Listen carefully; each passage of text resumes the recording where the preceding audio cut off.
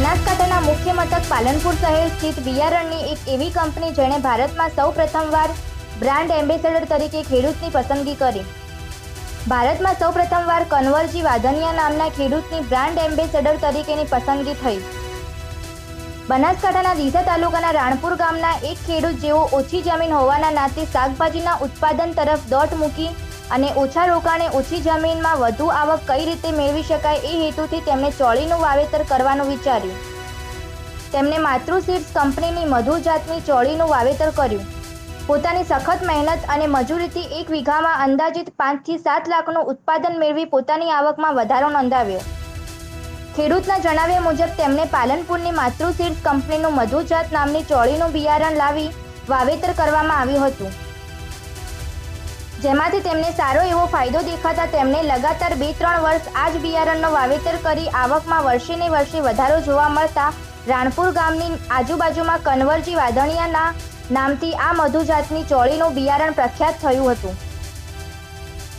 જ્યારે માતૃના માલિક અરવિંદભાઈ પટેલને મનોમન એક એવો વિચાર આવ્યો કે ઘણી બધી કંપનીઓ પોતાની બ્રાન્ડ એમ્બેસેડર તરીકે હીરો હિરોઈન કે નામચીન વ્યક્તિને રાખતા હોય, પણ આપણે આપણી બ્રાન્ડની વાવણી કરે એવી જ વ્યક્તિને કેમ બ્રાન્ડ એમ્બેસેડર તરીકે પસંદ ના કરીએ। આવા વિચાર બાદ તેમણે પોતાની બ્રાન્ડ મધુ બિયારણના પેકેજિંગ ઉપર કન્વરજી વાધનિયા નામના ખેડૂતનો ફોટો છાપી અને આ ખેડૂતને બ્રાન્ડ એમ્બેસેડર તરીકે પસંદ કરવામાં આવ્યા। જ્યારે ઇન્ડિયા બુક ઓફ રેકોર્ડના સંપાદકીય મંડળ દ્વારા કરવામાં આવી ચકાસણી મુજબ પાલનપુરની માતૃ સીડ્સ કંપની પહેલી એવી છે કે જેણે પહેલીવાર એક ખેડૂતને બ્રાન્ડ એમ્બેસેડર તરીકે પસંદ કરવામાં આવ્યા અને ઇન્ડિયા બુક ઓફ રેકોર્ડમાં નામ નોંધાવ્યું।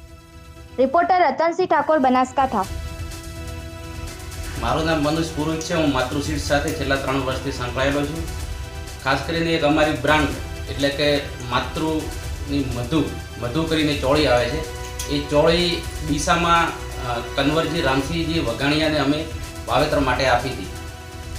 એટલે કે ત્યાં એક કોઈ ડીલર જોડેથી ડીસામાંથી પોતે લઈ ગયા હતા અને એમને ચોળીનું સારું ઉત્પાદન મળ્યું અને એના પછીથી જે પણ બીજા ખેડૂતો એમને અનુસરી અને કન્વરજી પાસેથી રાય લઈ અને એ કન્વરજી કઈ ચોળી વાવે છે એ ચોળી મારે વાવવી છે, કન્વરજીવાળી ચોળી આપો એવી ડિમાન્ડ કરતાં કન્વરજી સાથે અમારે વાતચીત થઈ।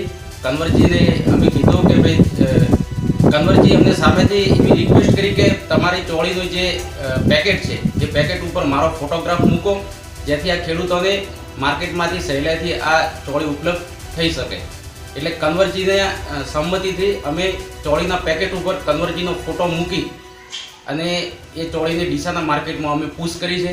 અત્યારે બધા ખેડૂતો વાવેતર કરે છે, ખેડૂતો એ ચોળીથી બહુ ખુશ છે અને સાથે સાથે એક અમારી માતૃ સીડ્સ એવી પહેલી કંપની બની કે એક ખેડૂતને બ્રાન્ડ એમ્બેસેડર તરીકે પ્રમોટ કર્યો અને ત્યાં પૂનાથી કોઈ ઓબ્ઝર્વેશન માટે ટીમ આવી હતી, એમને પણ કન્વરજી સાથે કન્વર્ઝેશન કર્યું અને પછી અમારી માતૃ સીડ્સનું બુક ઓફ રેકોર્ડમાં નામ નોંધાયું છે। તે બદલ માતૃ સીડ્સના માલિક અરવિંદભાઈ પટેલને પણ હું ખૂબ ખૂબ અભિનંદન પાઠવું છું અને તેમની સાથે હું જોડાયેલો છું અને અરવિંદભાઈનો ખૂબ ખૂબ આભાર પણ માનું છું કે એમને આ સારું બિયારણ ખેડૂતોને ઉપલબ્ધ કરી અને ખેડૂતોને મબલક નફો મળે અને સારું ઉત્પાદન મળે એ તરફ પ્રેરિત કર્યા।